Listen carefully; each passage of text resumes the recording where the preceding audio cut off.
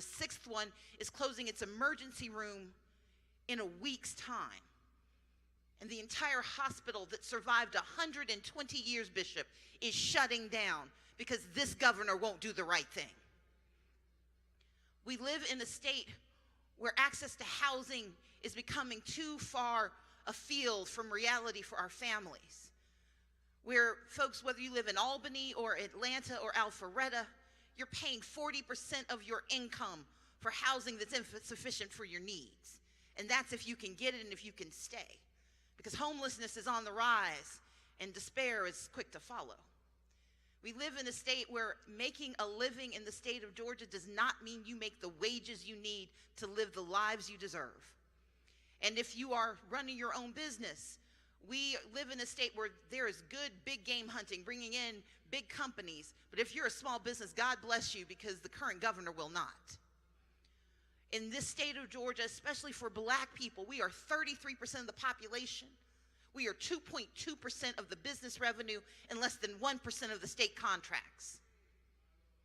At this rate, it will be 100 years before there's economic parity between black and white in the state of Georgia. I can do it in 15 years.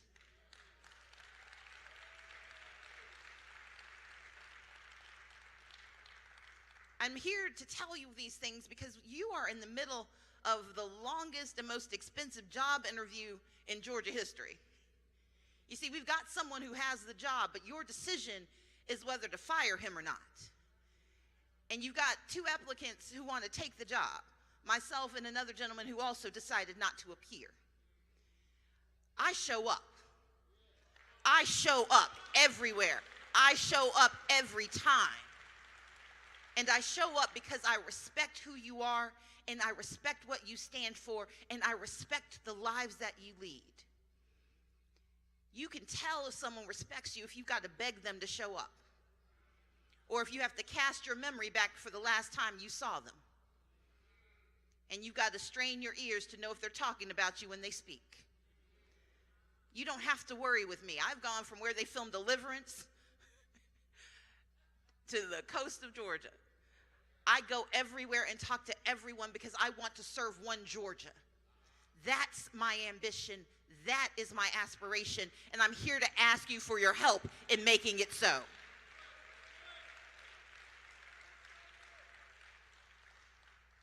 I lean on the scripture of James' 2nd chapter. And I know y'all don't need to know why James 2 makes me so happy. Because I was raised to do three things: go to church, go to school, and take care of each other. But undergirding all of that, when you live and grow up in economic deprivation, when poverty is your constant companion, you've got to believe in something bigger. You've got to work for something more. And you've got to serve those with less. But what James reminds me of is that faith without works is what? It's dead. And so for the last 4 years, I had the faith to believe that what I thought God called me to work on, he didn't mean for me to stop just because I didn't get the job. And so in the last 4 years, I used the organizations I've created to do some good stuff in the state of Georgia. When the current governor was refusing to expand Medicaid, putting more and more of our people in debt, shutting down 6 hospitals, denying us $12 billion that we've already paid for, I used my nonprofit organizations to pay off the medical debts of 68,000 Georgians so they had a little bit of sunshine in their lives. When this governor refused to take action on providing access to broadband, because we know the spots in the state of Georgia where you better finish your call before you get to that line, he sat for 3.5 years doing nothing, responding to no one. But in 2019, I created an organization called Fair Count, and just to make sure the census was working, we put Wi-Fi devices in 151 communities. Thank you. But here's the thing. The census ended in 2020. We kept those devices in place through 2021 because we knew children were sitting in parking lots trying to get a good signal so they could go to school. And when the governor did nothing, we showed up. When Southwest Georgia was ravaged, so ravaged by COVID that the Albany area was the #1 hotspot in the world, when Hancock County lost 1 in every 100 citizens, the current governor said, let's reopen the state. But he didn't do anything to save the lives. 38,000 Georgians perished. We have the 6th highest death rate in the nation. And the only legislation he passed was not to protect the workers he sent back to work early. He passed the law saying they didn't have the right to sue if they got sick. He didn't show up for workers, but what did I do? I set up phone banks because I knew that senior citizens didn't have QR codes. I set up van services because he told them that they were not motivated to get the help they needed. It wasn't lack of motivation, it was a lack of mobility. And if you need mobility, get somebody a van. These are simple problems with simple solutions, but you've got to have a spirit that says your job is to solve the problem. And let us talk about the fact that in our families, we've got worry in our hearts. We've got holes in our pockets. But we live in a state that is number 9 for gun violence. And gun violence is the number 1 killer of our children. And black children are the most likely to die. Black men are the most likely to die. And the response from this governor was to weaken gun laws in the state of Georgia, to make it easier for dangerous people to carry weapons. Then when faced with the numbers, his response was that wasn't his responsibility. If it's not his job, whose is it? In the last 4 years, gun violence has gone up, not down. Violent crime has gone up, not down. And you don't meet the devil by trying to out-sin him. That's not what we do in this place. As governor, I will repeal criminal carry. I will close the loopholes, and I will make sure that we can protect the Second Amendment and protect second graders at the exact same time in the state of Georgia. That's our responsibility. That's who we have to be in the state of Georgia.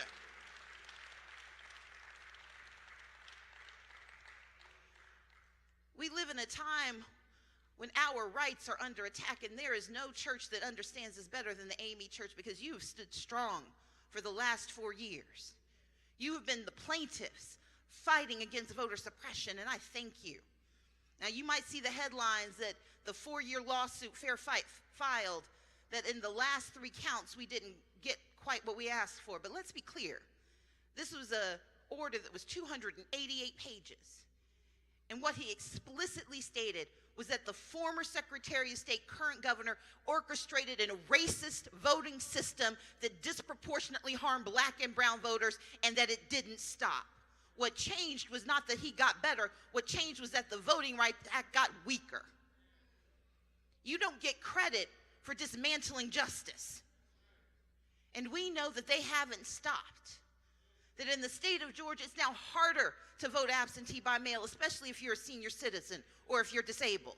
It's harder to be able to turn in your absentee ballot, assuming you get it, because the drop boxes that made it easy for you to come once you finally got off work 2 hours from where you live, and it wasn't after 5, and it was after 5 o'clock, you could stop by and drop it in the box because you knew you were going to be working from can't see to can't see. Only now you can't see your way inside because they've locked the doors for 1.9 million Georgians.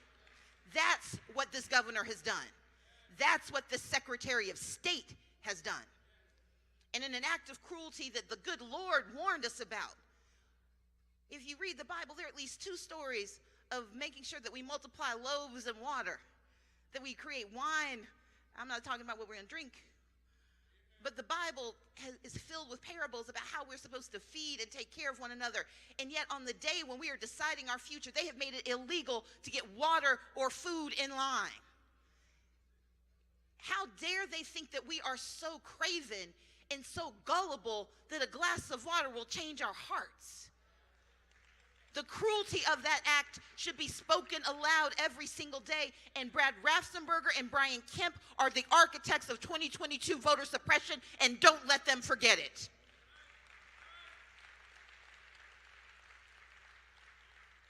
But it's not enough to say what's wrong. I'm here to tell you why you should hire me. You should hire me because when it comes to education, I know our children deserve the best, and that is why I am the only candidate who has proposed making sure we add 30,000 child care slots and finally shut down the child care deserts throughout the state of Georgia. We can afford to do it. It costs $90 million. I'm the only candidate who says we need to raise the wages of our teachers, because right now in the state of Georgia, starting salary is $39,000 less than they pay starting teachers in Mississippi. I want to raise the salary to $50,000 and give every teacher an $11,000 raise. It'll cost $400 million. I want to make sure that our kids, when they finish our high schools, can go into apprenticeships, 20,000 apprenticeships, to give them the lessons that they need so they can learn while they earn. And they can get those middle-class jobs that let them go home at night and rest easy. I want to make technical college free again in the state of Georgia. It was free until 2011. It should be free in 2023.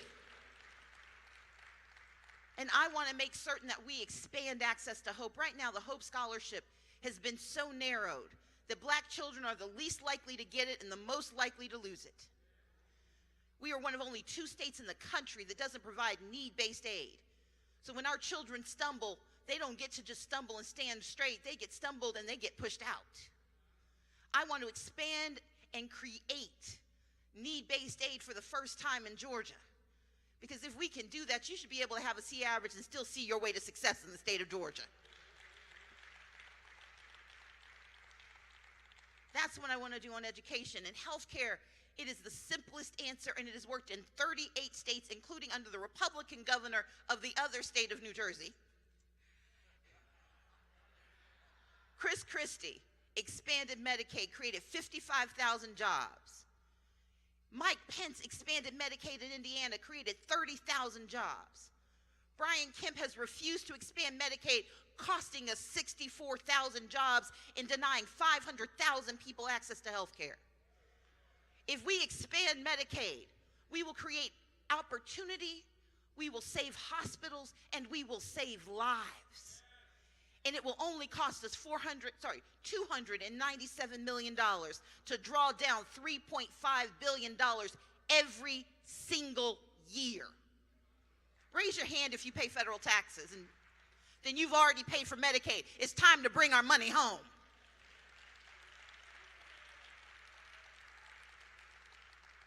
And then there's the affordable housing crisis, and this is not just an Atlanta crisis, this is a Macon crisis, an Albany crisis. But it's also a Catoosa crisis and a Franklin crisis. It's a Burke County crisis. Everywhere in this, it's a Dougherty County crisis. Everywhere in this state, we have a crisis of access to housing, inventory, affordability, gentrification, and homelessness. And this governor has done nothing. In fact, he has been so mean-hearted that of the $989 million given to the state of Georgia, he has barely spent the money on the people it was intended for. He gave $100 million in housing money to the hotel industry. And people who are applying for the rental assistance dollars to keep them in their homes, to keep their children under their roofs. The rejection rate is 60%. He is sitting on millions of dollars, and when he was asked about making different choices, he said he was concerned about how investors would feel. I'm concerned about how children feel, about how families feel. We need a governor who actually cares about the people here in Georgia, not the investors in New York.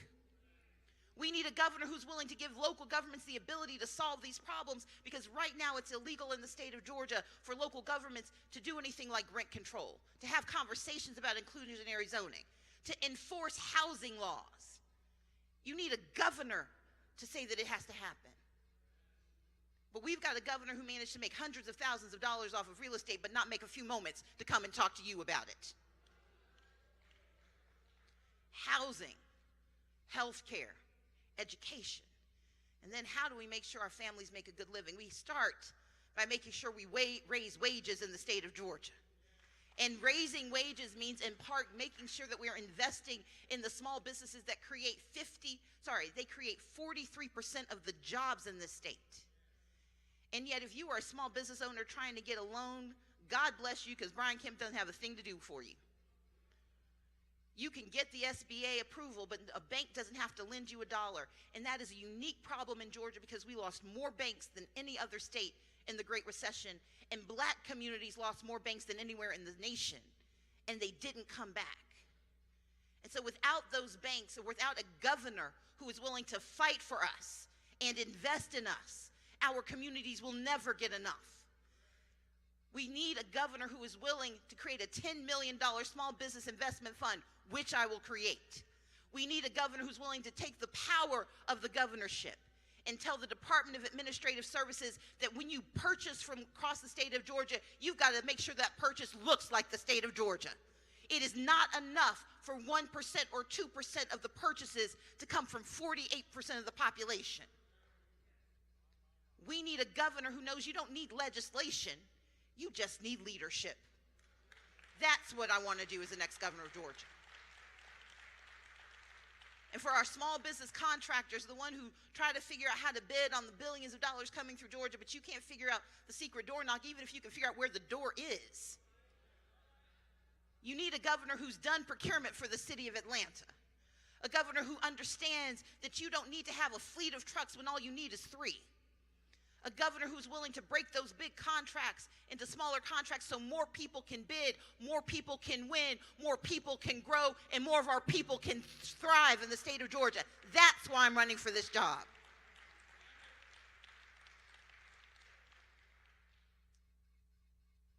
And for the women in this room. Regardless, I grew up in a family that had complicated conversations about abortion, but this is about a right. A right to privacy, a right to control your body, a right to medical care. This is about the fact that I have a sister that many of you know, Dr. Janine Abrams McLean, who had to call me one night because she was in the throes of a miscarriage. And her husband had to rush her to the hospital, so I had to go and sit with my nephew. And a few days later, after she was mourning the loss of a child she never knew, she was on a call with the nurse from her doctor's office who wanted to check in with her about the results they'd gotten. And she said, "You don't know, I've had a miscarriage." And a few weeks later, the same nurse called back to see how her pregnancy was proceeding. Now, that was the trauma she felt from someone who was trying to do the right thing. But in the state of Georgia, that second call could have been from a sheriff who heard that she had a spontaneous abortion, who was going to investigate and make sure that she had to prove that it was a miscarriage. Because that's the law in the state of Georgia. That for women who have ectopic pregnancies, they've got to wait until they're about to bleed out before a doctor can go in and help them out. That in the state of Georgia, we have, under this governor, pharmacists can refuse to fill prescriptions they don't like because they're afraid of what you might do. And I'm not just talking about Plan B, I'm talking about arthritis medicine and ulcer medication. And that might be okay if you live in a city with a CVS and a Walgreens. But imagine if you're in a county with one pharmacist, and that pharmacist decides they don't like the look of you. That's what Brian Kemp has done when he stripped women of their right to choose, when he stripped women of their right to be. It has taken a man to break the promise of our citizenship. It's going to take a woman to put it right.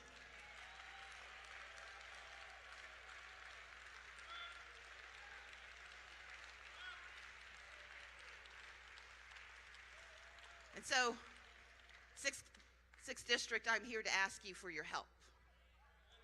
I'm here to tell you that we currently have a governor who doesn't care, who won't help, and who is attacking our freedoms. Our freedom to vote, our freedom to choose, and because of his absurd gun laws, our freedom to survive. Well, I'm here because I do care. I care about who you are. I care about what you want. I care about what your future looks like. I want us to have more opportunity. I want us to have more money in our pockets and more freedom in our lives, but we have one opportunity to get this right. You heard me list out how much everything I'm talking about costs, but let me tell you the punchline. Georgia has $6.6 billion sitting in its piggy bank. That's after we've paid every bill, after we put 15% aside in our rainy day fund. Look, this is like waking up one day and find out that the building fund is overflowing. The building fund y'all been building for 30 years. No one ever touches the building fund because there's never anything in it. Well, the building fund of Georgia has got $6.6 billion in it. and the roof's been leaking for 40 years. The basement's been flooding for 40 years. We've been told for 40 years we can't afford more in Georgia. But we've got $6.6 billion in one shot to get it right. And if we do the right thing on November 8th, if we start early voting on October 17th, and if you cast your ballot for Stacey Abrams, our building fund will overflow and our state will be better and stronger for it. Help me get it done. Thank you so much.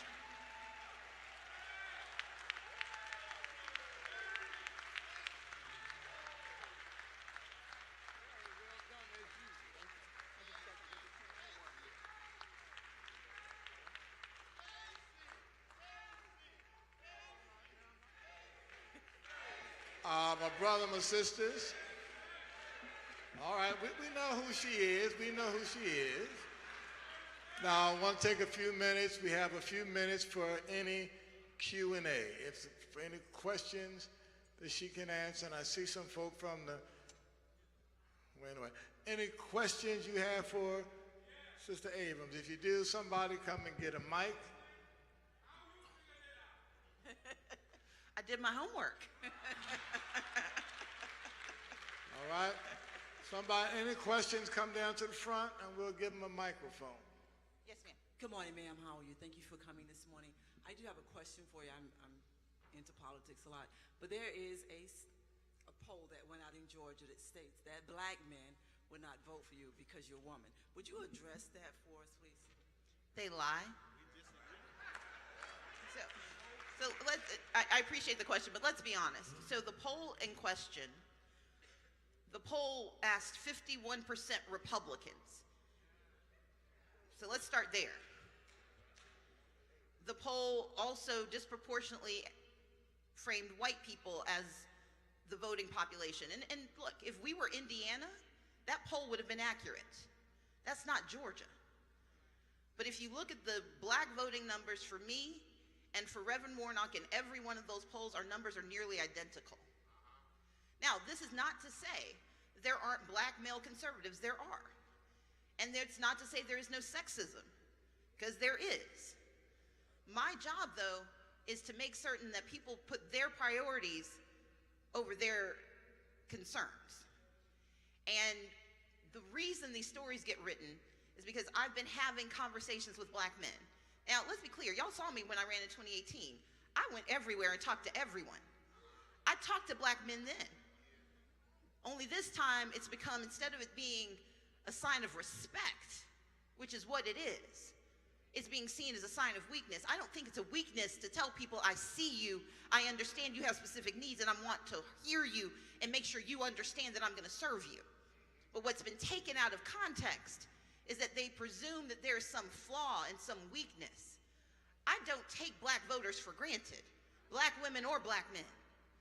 But I know that black men in particular have a level of political power they have not been able to leverage, either because of barriers to that usage or because of distrust. I know there was an earlier conversation about both parties being a little bit bad about how we help people. I'm not my party. I want you to look at my work. Because part of James 2 was look at my work. But people can't tell your story. You've got to tell your own story. And so I go and I have conversations across the state and I talk to black men, but more importantly, I listen. And because I'm listening, people are trying to interpret the conversation.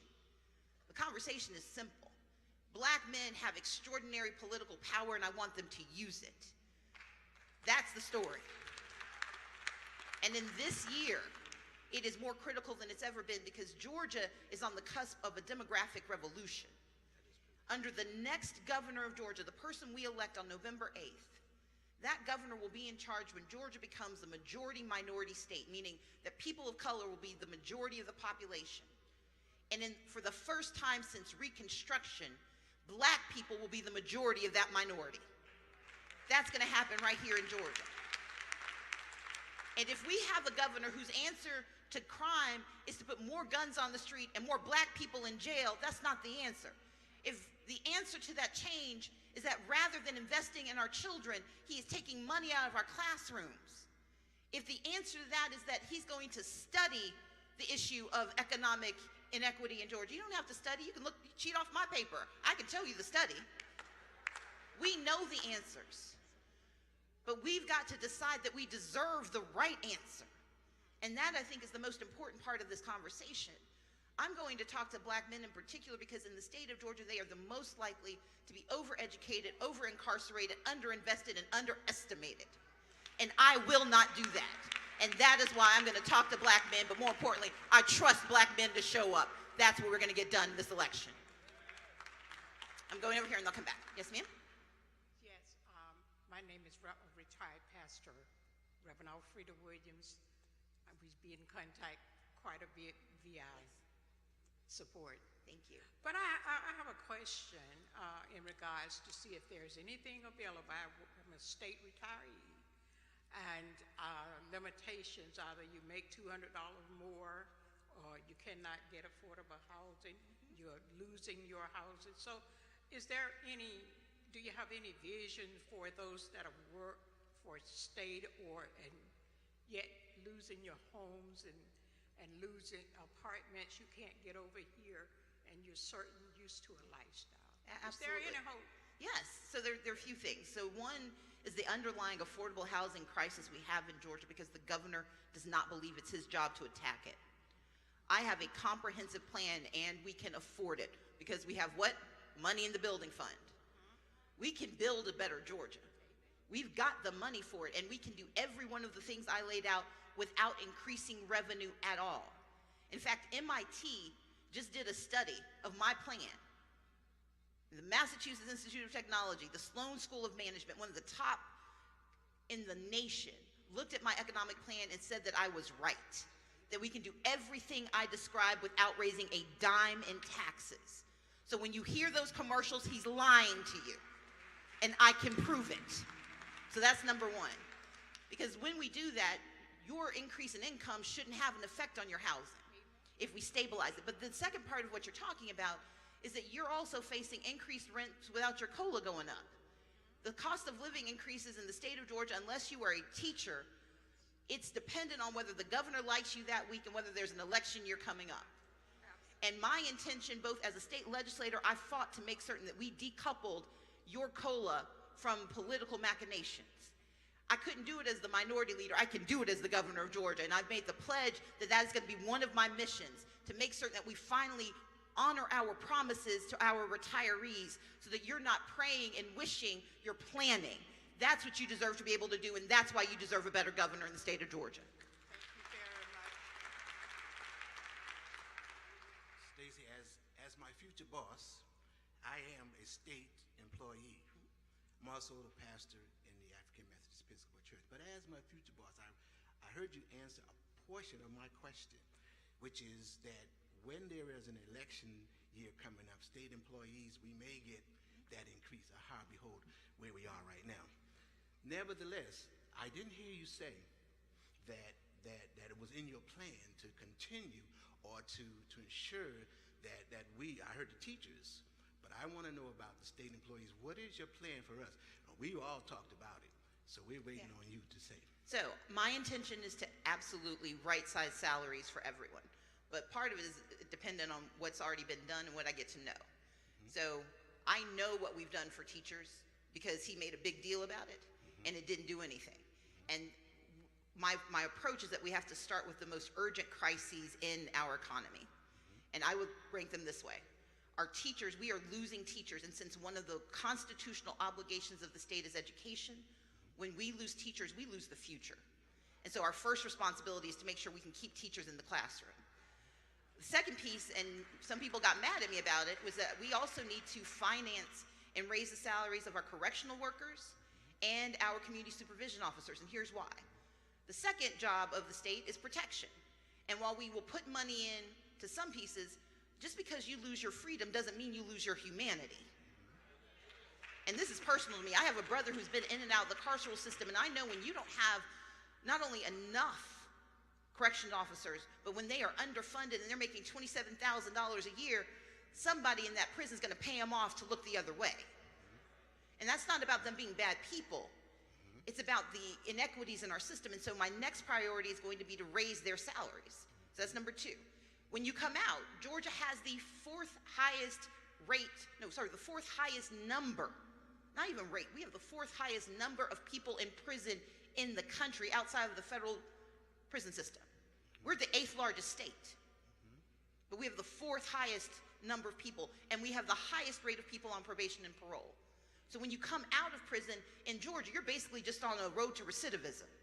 I want to put our folks on a road to redemption, and so I want to increase their salary. So the ones I've talked about, those are the numbers I could get, but do you know how hard it was to get those numbers? My intention is to make certain that we right-size the salaries of every single employee in the state of Georgia. But I cannot say exactly how I can do it yet because I haven't gotten the data yet, because you don't get that data till you're the governor. But my pledge is this: you should not work for the state of Georgia and not be fairly compensated, and that compensation shouldn't be pegged to somebody's reelection. It should be pegged to the cost of living, and should be pegged to the value of the job you do, and no one should make less than a living wage in the state of Georgia. And those are 3 pledges I'm proud to make. Okay, thank you. Hello. Hi, Stacy. I'm Reverend Tina Matchett. I am a BPIE. I work for BPIE. I'm a canvasser. I'm on the ground in Lowndes County.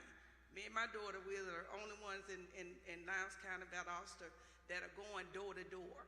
And I've talked to a lot of people discouraged because they're saying when they get in office, they don't recognize certain counties. Okay, my pledge to them was, when I knew you was coming, I told them I would give you, talk to you. One of the things they say is, say you get in, you be the governor, and the money come down to the different counties and different cities. What happened is, when that money come down, we have local government. They still don't do what they're supposed to do. In Lowndes County, Valdosta, we have they just built right across from the job that I used to work, like an amphitheater. Okay, you was at the amphitheater on River Street. Well, they have a brand new amphitheater on Lee Street. And then they are going to build, the county is going to build another amphitheater on Patterson Street. So obviously they've gotten some money, but it's not flowing to where it needs to flow to. So I know that you're the governor over big old Georgia.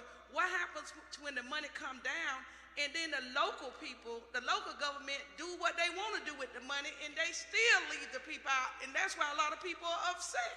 No, and you're absolutely right. So in the state of Georgia, counties have the most power in local government. So let's remember, counties are actually in the Constitution. That's why we have so many of them, because counties can only be created by Constitution or removed by Constitution. And that means two-thirds of the state of Georgia would have to agree to eliminate a county. And that hasn't happened. There have been conversations at the Capitol every so often, but it never happens. Their right to resources is in the Constitution. Cities are a creation of the state. So that's why the city has to make it and the city has to break it. That's why the city of Buckhead debate was so vociferous. Because unlike a county issue, like the creation of Milton County, they had to get 2/3. To create the city of Buckhead, they just needed 91 votes in the House and a majority in the Senate, and they could have done it. And because of that, cities have less political power. But the governor can direct resources. And the governor can say, yes, not only is this money going to Lowndes County, but this percentage of it needs to go to solve this problem in this community. Right. Okay. That's what the Department of Community Affairs is for. That's what BHDD is for. That's what the agencies are for. And the governor appoints the head of those agencies. The governor appoints the head of DOAS, deciding whether we're going to purchase from within communities and how we are going to deploy resources. The governor is in charge of economic development. Where do those jobs go? Y'all see all those jobs that get announced? Do they ever come anywhere where you live? That's the governor's decision. He even put up a little widget where he showed you all the little dots, and none of those dots were where we need them to be. And I don't begrudge anyone getting access to opportunity, but opportunity should be able to spread across the state. That's the job of the governor. So it's not just about what happens at the local level. The governor is the most powerful job that no one understands. I want you to think about the $2.4 billion in COVID money that just came to the state a month and a half ago. Have y'all seen the legislature get called back into session? The governor has single-handedly decided how to deploy all of that money. He doesn't have to ask permission. He doesn't have to ask for help. He decides. and the people he appoints help him. And if we have a governor who sees you, then she's going to see what you need and see that you get it, because that is her job, and that's why I'm running to be the next governor of Georgia. I will give them the message. Good morning. The ones in line are the last ones, so this one and the next three, and that'll be it.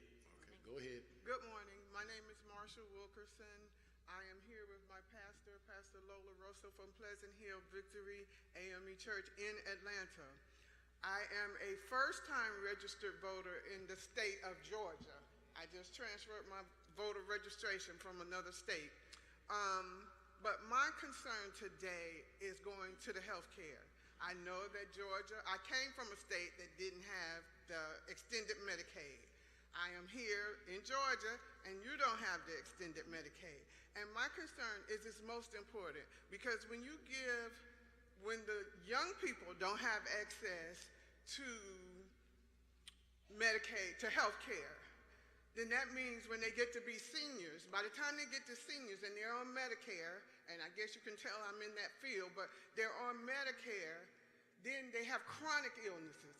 When those illnesses can be handled and resolved when they're in their younger stages. So I am most concerned as to how easy, or what's your plan to get the state of Georgia implemented with the extended Medicaid. Absolutely. So Medicaid expansion is going to be the first thing I do. It is the number one issue. And here's what, not only the chronic illness, 1 in every 5 women in Georgia does not have health insurance. And under Brian Kemp's Georgia, you can't have health insurance before you get pregnant, and he's going to force you to carry that pregnancy to term whether you need to or not. And he's going to do nothing for you a year after that pregnancy happens. So without Medicaid expansion, I mean, women understand this, pregnancy is traumatic. And it doesn't just end, there's not a clock and your body's suddenly better after a year. And there are issues that follow for years.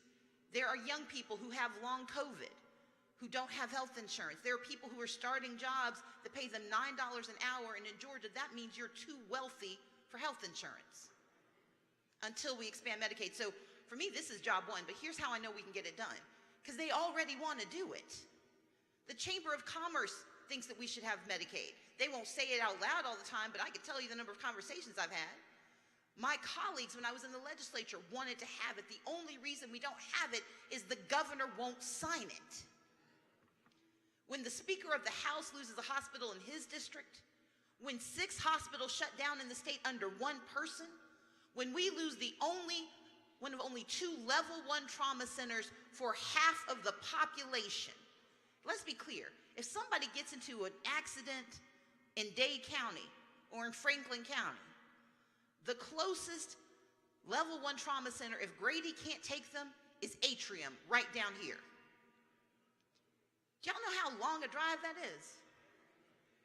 If someone has a stroke and they can't get in, they've got to come to Atrium, go to Augusta, go to Savannah. That's it. We've only got 5 level 1 trauma centers. We'll be down to 4 for the entire state of Georgia. Charleston, South Carolina has 3 by themselves. And if we don't expand Medicaid, we are going to lose 19 more hospitals. There are 19 rural hospitals on the watch list. They are going to shut down. So I'm going to get it done, because I'm going to refuse to do anything else until we expand Medicaid in the state of Georgia. Thank you for answering the call. Thank you. Hello, Stacy. Yes, ma'am. I want to commend you first for your amazing faith. Your amazing faith. I am Glenera Martin from Bullock County, Statesboro, Georgia. My pastor is the Reverend Deborah Lanier Scott, Greater Bethel A.M.E. Church, and my presiding elder is Presiding Elder Billy McFadden. You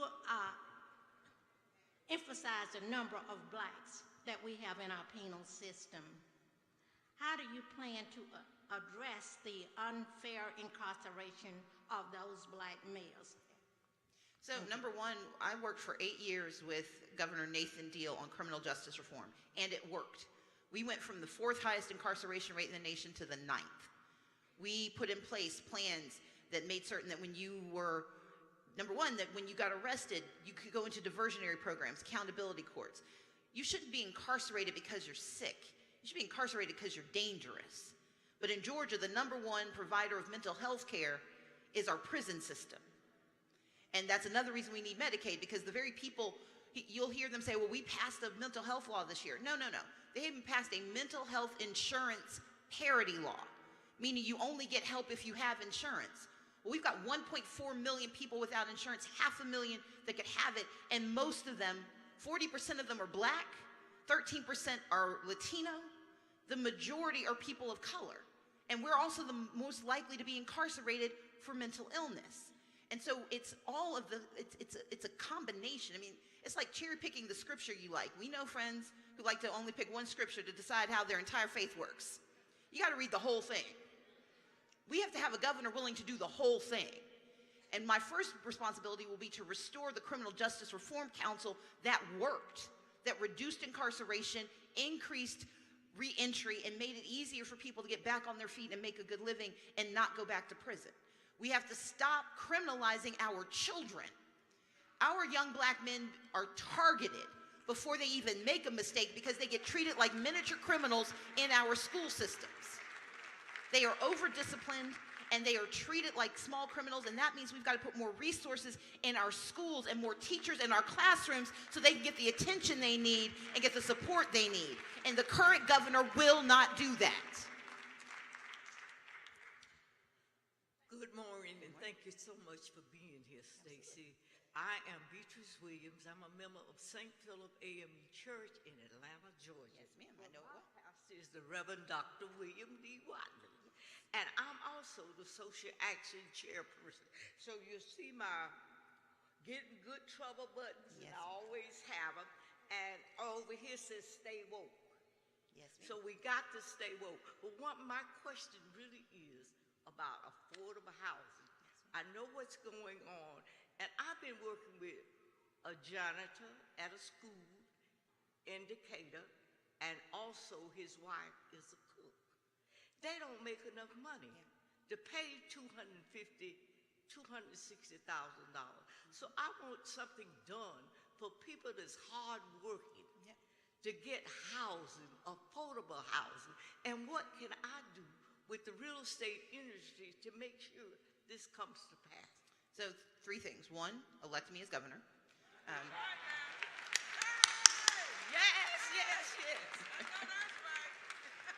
And here's why. I want to put money into the Georgia Dream program. This is a program for home ownership, because we know home ownership is the foundation of wealth in the United States. And that by 2053, I think the number is, by 2053, black people will be at 0% of generational wealth in the country at the rate we're going. I told you it's going to take 100 years to close the economic gap in the state of Georgia. We don't have that kind of time, and we don't need it. You just need a better leader. So with the Georgia Dream program, we can help people with those down payments, but we can also incentivize the provision of more starter homes in the state of Georgia. You don't need a $300,000 house when you have a $50,000 salary. You need access to a house that's the right size for what you need. But you also need more affordable units, and right now, all of our affordable units are being bought out by foreign corporations, and I mean foreign like New York and California. They're buying up all the apartments, raising the rents, lowering the quality, and evicting the tenants. That will not change unless we change the governor, because he doesn't think that's a problem. And you can tell he doesn't think it's a problem because he won't talk about it and he won't do anything about it, and he's got the money to address it right now. He won't spend the money. It is not that Brian Kemp doesn't know what the problems are. It is that he doesn't care and he won't help. I care and I'll help. And then the third responsibility is that we have to change the local laws so that more local governments have the flexibility to do what they need. It's called inclusionary zoning. It's called housing enforcement. We've got a lot of units that if we could simply get the basically get the non-Georgia landlords to do their job, you could turn those into habitable, affordable units, but you are suing for 10 to 15 years to make a landlord do what they're supposed to do. The current governor has refused to consider legislation to solve this problem. I will do so. Thank you. Yes, Yes, ma'am. You get the last question. It's the Last most question. thoughtful, transformative question ever asked, ever. Go. Hi, my name is Janice Stokes, and I'm from Putnam County. My pastor name is Reverend Griffin, and I'm a member of St. John A.M.E. I have two questions. First, I assist children who have disabilities and that are homeless, and I have a hard time finding mental health for children. The school is supposed to supply the mental health, but I'm having a hard time finding mental health for my homeless children. Some hospitals, every governor has, prior to you, have decreased the mental health for their parents, because with homelessness, the parents have mental illness and the children. And I'm having a hard time finding mental health for my children with my foundation. What will you do to increase mental health through the school system for the children? You said you had two questions. What's the second one? Oh, and the second one is, I am from Putnam County, and I help senior citizens. And we're having two problems. Like you said earlier, there are, the county runs, we have no representation from the county. We have 7 white county commissioners. Our parks, $17,000 at the Black Park, $1 million on Lake Oconee. We have people that are walking, that are elderly in the dark. So our parks are being given the money, but it's not going to the black community. So nobody is auditing the state once they're getting these fundings. And we have been fighting for 2 years to get some money for our parks. Now we are cutting our own grass. They won't even use the funding for that. So what is going to be done to help our parks and people to actually audit the money that comes from the state, that comes here? Because we're not getting our money. $1 million on Lake Oconee and $17,000 in the inner city. I know. Look, when I became the head of the Democratic caucus in the House, my counterpart, the majority leader, got about $1.1, $1.3 million for his caucus. I got 13,000. So this is a theme. So I take it very seriously. I went and raised my money, but now I'm running for governor because the inequities are wrong. And let's start with what you described with children. Georgia is number 48 in the provision of mental health services in the nation, in the access to mental health services. And when it comes to our children, the ratio is supposed to be 1 mental health provider, 1 school counselor for every 250 kids. In Georgia, it's 1 for every 432. And part of that is because we won't expand Medicaid. And here's why that matters. You can't get providers to the state if they can't get paid. You can't get people to stay in the state if they can't make a living. If we expand Medicaid, 500,000 people will suddenly have health insurance cards that include mental health, and they have to be able to use it. That means 500,000 new customers just at the adult level. If you have 500,000 new customers, you've got a lot more. I mean, this is business 101. When you have customers, providers show up. And when those providers show up, those providers will include providers for children. But they won't come if they can't make a living.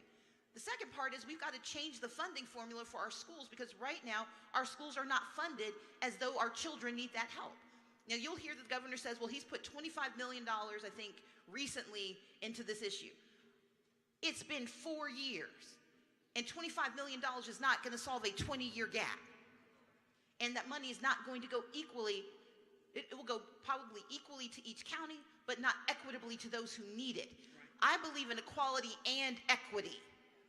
Equality says we all deserve it. Equity says some of us need more now than we've gotten before. That's the responsibility of the next governor. And so equity is going to be a lens I use. And now there are going to be those who say, well, equity isn't fair. We are 48% of the population. We should be entitled to more than 5% of the help. That's just basic math. And then when it comes to the issue of the counties and the distribution of money, that goes to the earlier question I was asked. That is up to DCA to audit. But DCA is woefully underfunded and underregulated. DCA is also responsible for deploying the monies for rental assistance that haven't gone out. DCA is responsible for making sure that community affairs, that counties and communities get what they deserve. But if you don't believe they deserve anything, you're never going to enforce the responsibility. I grew up in those communities. I grew up in a neighborhood where my parents had to find the poorest street on the middle class side of town so we could get zoned into the good school, and that was before GPS. We need a governor who doesn't forget what it means to be left behind. But we also need a governor who understands that the middle class deserves more help, and that being black in the state of Georgia should not mean that you just get used to getting nothing. That's what's happened. You're going to get a little bit of attention for a little bit of time with the expectation that you're going to forget all the other days of being ignored. My mission is to say, I see you every day, and what is so important is I actually understand how the state works. I understand how local government works. I understand how the law works. I understand how business works, because I've done all of those jobs. And I've been building towards this moment because I've been building towards our success. This is a state that deserves opportunity, and we deserve a leader who believes in all of us. We have to stop believing in the politics of poverty and the poverty of imagination, and we've got to believe in the politics of expansion.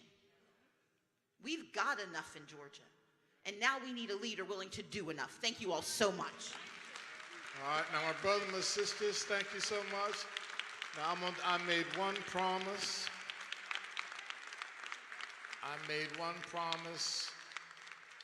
That I'm going to keep, and then we're going to go into our hour of power. I made a promise. Somebody from Steve Harvey's thing is here. I promised them a picture with Sister A.M.E. That's the only picture. And then we got to move to our next service. Thanks, Sister A.M.E. again. Isn't she phenomenal?